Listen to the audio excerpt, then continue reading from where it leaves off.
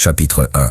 Depuis le commencement, l'humanité fut créée à l'image du divin, non pas comme des esclaves, mais comme des porteurs du même pouvoir. Pendant un temps, les dieux marchèrent parmi les hommes, et ce que nous appelons aujourd'hui miracle était alors quotidien. Ils guérissaient par l'intention, déplaçaient la matière avec l'esprit, créaient des réalités par le verbe. Mais quelque chose advint, un pacte fut rompu, une vérité fut enterrée, et la connaissance qui rendait l'homme égal au Dieu fut scellée dans des livres interdits, des manuscrits qu'on ne devait jamais ouvrir. Celui-ci est l'un d'eux. Il ne raconte pas l'histoire du monde, mais l'histoire du pouvoir qu'on t'a arraché. Il ne parle pas de foi, ni d'obéissance, ni de salut. Il parle de ce que tu es. Lorsque tu cesses de croire que tu es né incomplet, ce livre n'est pas trouvé, il est rappelé, car on ne recherche pas ce que l'on n'a jamais ressenti. Et si tu es ici, c'est parce qu'une part de toi vibre encore avec la vérité des dieux, celle qui fut effacée, persécutée, déformée. Ce livre ne t'enseignera rien de nouveau. Il réveillera ce que ton âme n'a jamais oublié. Prépare-toi, car en entendant chaque mot, une part ancienne de toi commencera à se réveiller. Il y eut un temps où les dieux marchaient parmi nous, mais ils ne venaient pas du ciel. Ils ne descendaient pas en navire. Ils n'habitaient pas des temples d'or. Ils étaient humains, des humains qui se souvenaient. Ils n'avaient pas d'ailes, mais ils savaient voler. Ils n'avaient pas de trône, mais leur seule présence ordonnait la vie, car le véritable pouvoir n'avait pas besoin de spectacle. Il suffisait d'être. Il y a des millénaires, dans les premières terres du monde, les civilisations n'adoraient pas des idoles de pierre. Elles adoraient la connaissance, cette étincelle intérieure qui brûlait sans flamme, ce feu sacré qui transformait tout sans rien consumer. Les Égyptiens l'appelaient Ka, les Mayas Shulel, les Hindous Atman, les Grecs Logos, les Sumériens Mé et les Hébreux Ruach. C'était le même principe sous des noms différents. Le souvenir que l'être humain était né du divin, et qu'en lui dormait un Dieu oublié. Il n'y avait pas de séparation entre le spirituel et le quotidien. Le sacré n'était pas quelque chose que l'on visitait dans un temple, mais quelque chose que l'on respirait à chaque pensée, à chaque geste. Les anciens savaient que l'univers répondait à celui qui vibrait en cohérence, non à celui qui suppliait depuis le manque. Mais le temps, ce voleur silencieux, fit son œuvre et un à un les dieux tombèrent, non par guerre ni par châtiment divin, mais par une maladie plus lente et plus mortelle, la déconnexion. Ils oublièrent qui ils étaient, et en oubliant ils devinrent esclaves, le pouvoir qu'ils dominaient par une pensée. Ils commencèrent à le mendier, le feu qu'ils allumaient par leur volonté. Ils le demandèrent au ciel, l'eau qui parlait à leur âme, ils la cherchèrent dehors, et la matière qui autrefois obéissait à leur intention, ne les entendit plus. Ainsi commença l'ère des autels, des prières jetées dans le vide, des hiérarchies inventées pour combler le vide d'un pouvoir qu'ils ne se souvenaient plus posséder. Et avec les siècles, les hommes qui se souvenaient devinrent rares. On les appela fous, sorciers, hérétiques, car leur seule présence défiait le système de l'oubli. Mais l'âme n'oublie pas, elle attend. Et quand une âme, n'importe où dans le monde, recommence à se souvenir, l'étincelle divine se rallume, et avec elle renaît le Dieu endormi. Ce n'est pas un mythe, c'est une histoire interdite.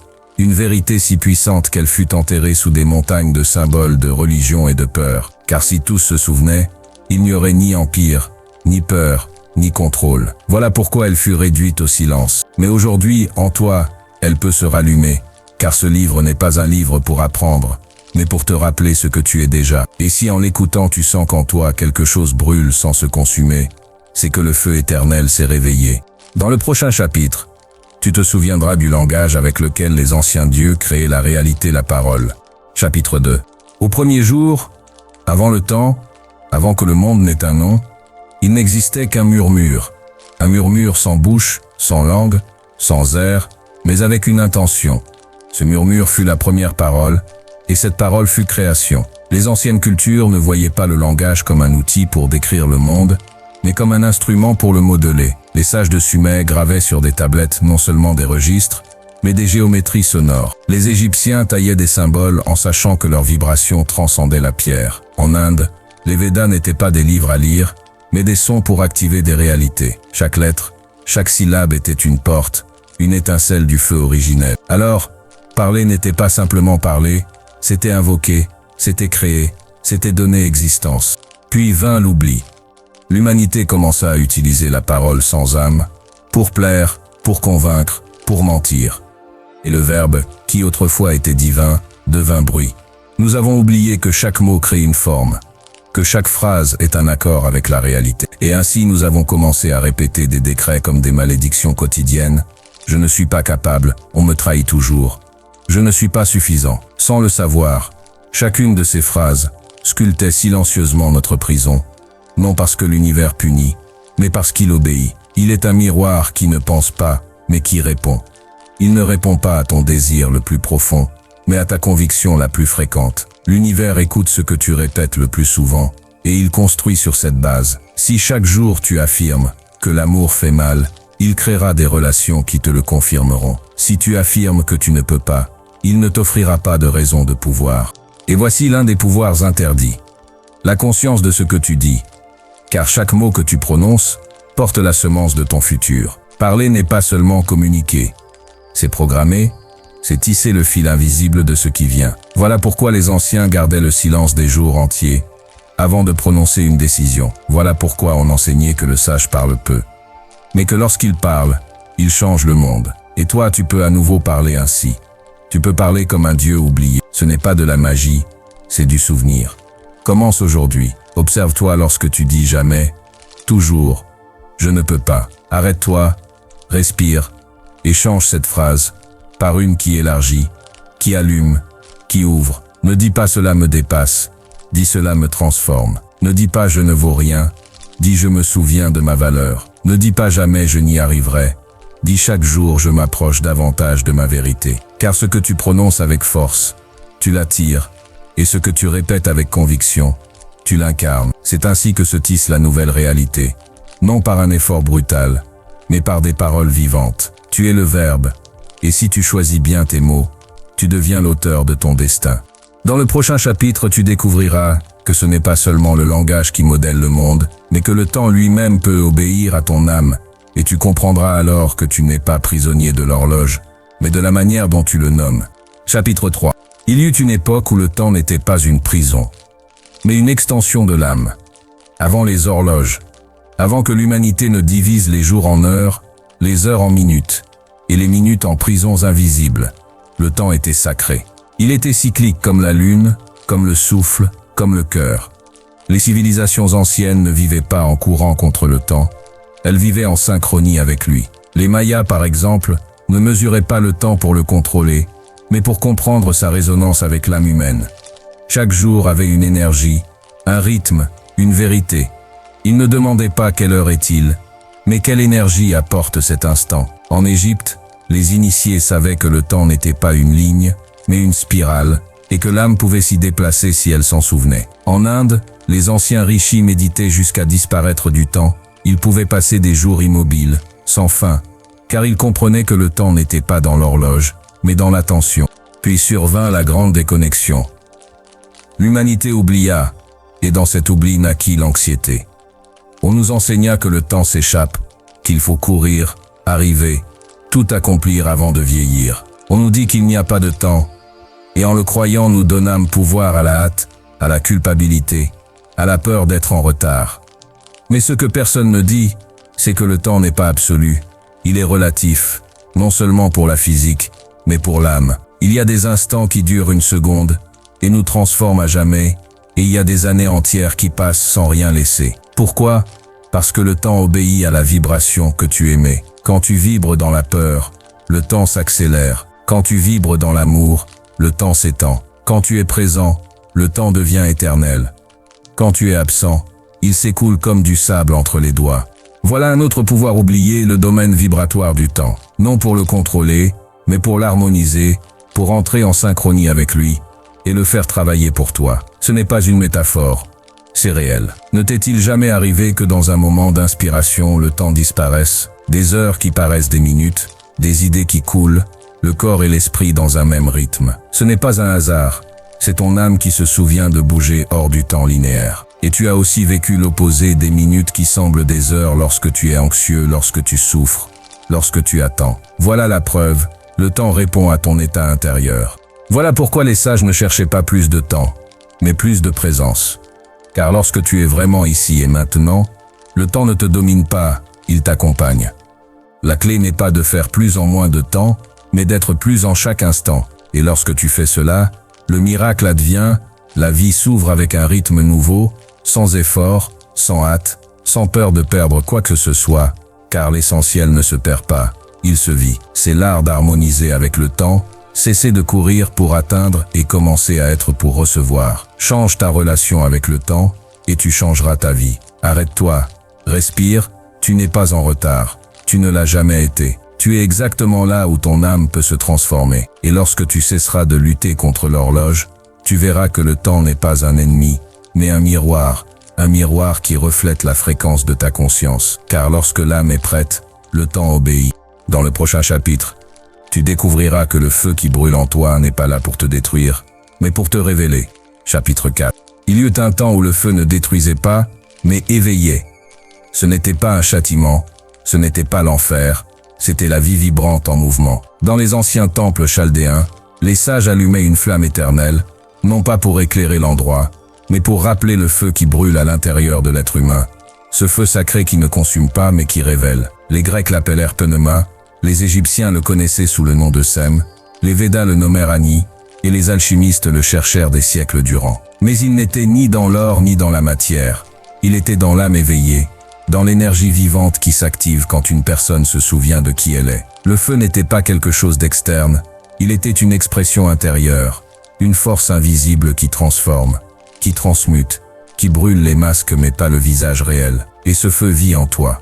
Tu l'as senti dans les moments de révélation, quand une vérité profonde t'a secoué, dans ta poitrine lorsque tu t'es connecté à quelque chose de plus grand, quand une passion t'a embrasé de l'intérieur, et que tu ne pouvais plus l'ignorer. Ce feu n'est pas de la rage, ni de l'anxiété, c'est de l'énergie pure. Mais on nous a appris à le craindre. On nous a dit qu'embraser était dangereux, que sentir trop faisait souffrir, que briller trop dérangeait. Alors peu à peu, nous avons éteint la flamme, jour après jour, avec des normes, des silences, de la culpabilité. Et ce qui resta fut un corps tiède, un esprit occupé, mais une âme glacée. Sais-tu ce qui arrive quand le feu intérieur s'éteint? Tu perds la capacité de créer, de transformer, de donner vie à une nouvelle réalité, car le feu est mouvement, et sans lui tout stagne. Mais il n'est pas trop tard, tu peux le rallumer, car le feu sacré ne s'éteint jamais. Il se cache seulement, attendant que tu l'appelles. Comment s'éveille-t-il? Pas par l'effort, pas par la lutte, mais par la présence et l'authenticité. Quand tu dis ta vérité, quand tu fais ce que tu aimes, quand tu guéris ton histoire, quand tu cesses de te mentir pour t'adapter, le feu s'allume de lui-même. Et alors tu comprends, la douleur n'était pas le feu, la colère n'était pas le feu, c'était de la fumée. Le feu véritable ne brûle pas ton essence, il brûle ce que tu n'es pas, et il laisse intact ce que tu as toujours été. Voilà pourquoi les initiations anciennes se faisaient par le feu, non pour détruire l'initié, mais pour le dépouiller de ses peurs, de ses mensonges, de ses attachements, car seul celui qui brûle renaît. Le feu est un portail, non pas franchi avec les pieds, mais avec l'âme enflammée. Et tu portes encore cette étincelle, peut-être petite, peut-être endormie, mais vivante. Si tu oses regarder en toi, si tu cesses d'avoir peur de ta propre énergie, le feu te révélera ton vrai visage, celui du Créateur. Car tu n'es pas fait pour craindre le feu, tu es fait pour être feu. Dans le prochain chapitre, tu découvriras que ton âme n'a pas été créée pour t'enfermer, mais pour te ramener chez toi. Chapitre 5. Pendant des siècles, on nous a dit que nous étions prisonniers de ce corps, que l'âme avait été envoyée ici comme punition, comme dette, comme pénitence pour une faute primordiale. Et nous l'avons cru. Nous avons cru que nous étions loin du ciel, loin des dieux, loin de la maison, comme si la vie était une prison et la mort, la seule porte de sortie. Mais ce n'était pas ainsi.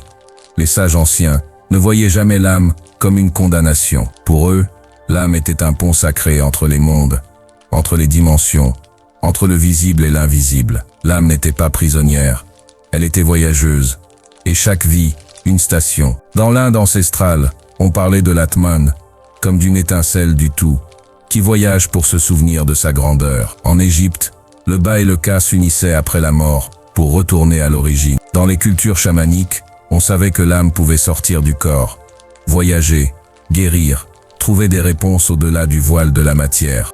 Alors, comment avons-nous fini par croire que notre âme était ici pour payer? Ce fut la peur, le dogme, l'oubli. On nous a fait oublier que nous ne venons pas ici pour souffrir, mais pour expérimenter, pour transformer, pour nous souvenir. Le corps n'est pas une prison de l'âme, il est son instrument, son temple, son pont vers le monde matériel. Et lorsque tu commences à voir ton âme comme un pont, tout change. Tu ne cherches plus à fuir cette vie, tu cherches à la vivre avec un but. Tu ne désires plus mourir pour te reposer. Tu désires t'éveiller pendant que tu vis.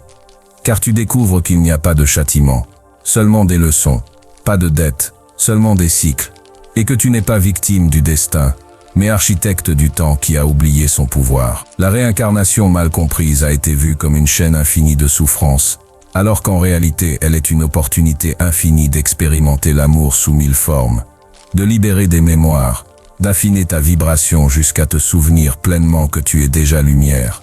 Et si je te disais que ton âme a choisi ce corps, ce moment, ces blessures, non pour se punir, mais pour guérir quelque chose d'ancien qui demandait libération, pour transmuter une histoire, pour reconnecter tout un lignage avec sa vérité. Voilà la plus grande mission, revenir à l'origine en conscience. Et pour cela l'âme descend, non comme une feuille emportée par le vent, mais comme un messager qui se fait chair, pour rappeler à l'univers ce qu'il a oublié. Et toi qui écoutes ces mots, tu n'es pas un hasard. Toi aussi, tu es une âme pont. Peut-être l'as-tu senti dans tes rêves, dans tes visions, dans cette nostalgie inexplicable de quelque chose que tu ne peux nommer, mais que tu sais exister. Tu n'es pas brisé, tu es en train de te souvenir. C'est pourquoi parfois tu n'entres pas dans le moule. C'est pourquoi tu ressens cette mélancolie sans cause. C'est pourquoi certains mots te font frissonner. Ton âme active le pont. Et quand ce pont s'illumine, les réponses arrivent, les douleurs prennent sens, l'intuition s'aiguise. Et tu comprends une vérité qui change tout. Tu n'es pas ici pour apprendre à travers la douleur. Tu es ici pour guérir l'oubli. Pas par l'esprit, mais par la présence. Par l'âme éveillée. Car à la fin, l'âme ne cherche pas à fuir le monde, mais à l'unir, unir ciel et terre, lumière et ombre, mémoire et expérience. Et si tu le permets, cet instant peut être le moment où le pont recommence à briller. Dans le prochain chapitre, tu découvriras pourquoi les dieux anciens ne demandaient pas, ils se souvenaient. Chapitre 6. Il y eut un temps où l'humanité ne priait pas depuis le désespoir, ne cherchait pas de signes dans le ciel comme on cherche des miettes d'un pain sacré. Il n'y avait ni supplication, ni plainte, ni cette angoisse moderne de se sentir incomplet. En ce temps-là, les dieux marchaient comme des hommes, et ces hommes ne demandaient pas, ils se souvenaient. Ils se souvenaient que l'abondance n'était pas un prix, mais une fréquence soutenue par une gratitude silencieuse. Ils se souvenaient que l'amour n'était pas quelque chose à chercher dehors, mais une énergie émanant du centre de l'être. Ils vivaient comme ceux qui possèdent déjà, comme ceux qui sont déjà. Ils ne quémandaient pas la santé aux étoiles, ils ne suppliaient pas la paix aux autels, ils ne s'agenouillaient pas devant le temps ou le destin. Ils savaient une chose que nous semblons avoir oubliée. L'univers ne répond pas aux cris, il répond à la vibration. Et la vibration la plus puissante est celle de celui qui se souvient. Aujourd'hui, on nous a appris l'inverse. Demander depuis le manque, prier comme si rien ne nous appartenait, supplier l'amour comme si nous ne le méritions jamais. Et chaque fois que tu fais cela, sans le savoir, tu dis à la vie, je ne l'ai pas. Et elle répond fidèlement, ainsi soit-il. Les dieux anciens l'avaient compris dès le début. La manifestation n'est pas le fruit du désir, mais de la reconnaissance intérieure de ce que tu es déjà. Voilà pourquoi, lorsqu'on leur demandait comment ils créaient, ils ne donnaient ni formule, ni rituel complexe. Ils disaient simplement, je me souviens. Et cette mémoire activait une force oubliée, une énergie dormante dans les eaux de l'âme, dans les temples d'Égypte, dans les grottes d'Éleusis, dans les pierres du monde ancien qui vibrent encore en silence. Il existe des inscriptions qu'on ne peut lire avec les yeux, mais seulement avec le cœur éveillé. Elles disent « Tout est accompli. Il n'y a rien en dehors de toi. » Car ce n'est que lorsque tu cesses de demander que tu commences à recevoir. Non parce que demander est mauvais, mais parce que demander depuis le manque, c'est déclarer ton manque. Et ce que tu déclares devient loi. On t'a éduqué à douter, à désirer depuis la peur, à rêver d'une réalité qui semble impossible. Mais tu n'es pas ici pour vivre comme un humain limité. Tu es ici pour te souvenir de ta divinité active, pour reprogrammer ton énergie et transformer ton existence en un acte conscient de création. Comment? Par un geste, par une pensée ferme, par une certitude ressentie dans ta poitrine, même si tu ne peux pas l'expliquer. Les sages disaient, ne demande pas comment, sens-le comme vrai et il le sera. Car la certitude n'a pas besoin de preuves externes, c'est elle qui crée la preuve. Et que se passe-t-il lorsque tu te souviens de ce qui t'appartient de droit divin? Le miracle se produit, le retour se fait, l'alignement arrive, les bonnes personnes viennent, les opportunités s'ouvrent, les blocages disparaissent, non par magie, mais parce que tu ne vibres plus avec eux. Ce qui paraissait lointain se rapproche de toi, comme si quelque chose au-delà du temps te reconnaissait. Car ce que tu désires n'est pas nouveau, c'est un souvenir qui pousse depuis l'âme pour revenir à toi. Alors aujourd'hui, ne demande pas souviens-toi. Souviens-toi que ton énergie est plus ancienne que ton histoire, que ton âme n'a pas besoin de permission pour fleurir, que ton destin ne se trouve pas, il s'active. Et il s'active lorsque tu cesses de penser en humain et que tu commences à te souvenir en Dieu. Dans le prochain chapitre, tu découvriras le secret que les anciens protégèrent de leur vie, la vibration comme clé pour traverser les mondes. Chapitre 7. Il n'existe pas de barrière plus solide qu'une fréquence que tu ne comprends pas. Il n'existe pas de prison plus grande que vibrer dans ce que tu veux dépasser. Les anciens le savaient. L'univers n'est pas fait de choses, mais d'ondes, de pulsations, de vibrations. Tout ce qui est visible n'est que l'écho de l'invisible. Et tout ce qui est invisible répond au langage de l'âme. Ils chantaient pour guérir, ils murmuraient des tons pour ouvrir des portails, ils respiraient en rythme pour s'aligner aux étoiles. Ils n'adoraient pas les dieux, ils vibraient avec eux, et alors le miracle survenait naturellement. Dans un temple enfoui sous le désert, on trouva des spirales sonores gravées dans la pierre. Un symbole contenait la vibration de la gratitude pure, et celui qui le regardait ressentait une paix impossible à traduire. La vibration ne convainc pas, la vibration transforme. Et ce que tu attires ne vient pas de ton raisonnement, mais de ta fréquence intérieure. Changer ta vibration, c'est changer ton monde. Et l'on n'élève pas la vibration par force, mais par choix. Choisir l'amour face à la peur, la gratitude face au manque, le silence face au tumulte. L'univers n'écoute pas tes mots, il écoute ta vibration. Les dieux n'étaient pas créateurs par privilège, ils l'étaient par résonance. Et toi aussi, tu peux redevenir créateur. Chapitre 8. L'âme ne crie pas, elle murmure dans chaque partie du corps. Les anciens ne séparaient pas esprit et matière. Le corps était un manuscrit vivant. Chaque organe parlait. Le cœur avait mémoire, l'estomac digérait émotion, la peau marquait la frontière de l'être. Aujourd'hui nous appelons symptômes ce qui était message. Nous appelons maladie ce qui était avertissement. Ton corps ne se trompe jamais, il répète seulement ce que l'âme n'a pas pu dire. Ne guéris pas le corps sans écouter l'âme. Pas de genoux douloureux sans reddition. Pas de gorge fermée sans mots piégés. Pas de dos contracté sans charge étrangère. Tout dit quelque chose. En Anatolie, les initiés passaient des semaines en silence, observant chaque signal de leur corps. La fièvre devenait feu sacré. La blessure une porte. La douleur un guide. Ton corps ne t'abandonne pas. Il libère ce que personne avant toi n'a pu libérer. Tu es la fin d'une chaîne. Et ton corps parle plus, parce que c'est avec toi que la guérison peut avoir lieu. Honore-le, écoute-le, car il est ton témoin le plus fidèle. Chapitre 9. Il fut un temps où l'on craignait l'ombre, non celle que la lumière projette au sol, mais celle que l'âme projette quand elle se souvient de ce qu'elle fut. Les anciens dieux marchaient avec deux visages, un de lumière, clarté, compassion, un d'ombre, mystère, feu, transformation. Les deux étaient un, les deux étaient sacrés. Mais l'humanité oublia cette unité et commença à appeler mal tout ce qui échappait à son contrôle. Ainsi l'ombre fut exilée. Nous avons cru que guérir signifiait éliminer l'obscurité, que grandir signifiait briller sans jamais traverser la nuit. On nous a appris à sourire, à répéter des mots d'amour, à cacher la colère sous la spiritualité. Mais à l'intérieur, la blessure réclamait d'être vue. Moi, Giordano, je l'ai compris trop tard. J'ai parlé du feu de l'âme, des étoiles que nous sommes, des mondes intérieurs. Mais je n'ai pas parlé de mon obscurité, de ma peur, de mes silences. J'ai cru que la sagesse signifiait ne pas avoir d'ombre. Jusqu'au jour où l'on me dit « Ce que tu refuses en moi est ce que tu refuses encore en toi ». L'ombre n'est pas ennemie. Elle est témoin de ce qui n'est pas guéri. Elle attend d'être ramenée à la maison. Tes plus grands dons se cachent derrière ce que tu refuses de voir. Car l'ombre est alchimie.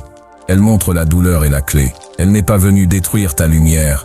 Elle est venue la révéler, te compléter, te rendre à toi. Chapitre 10.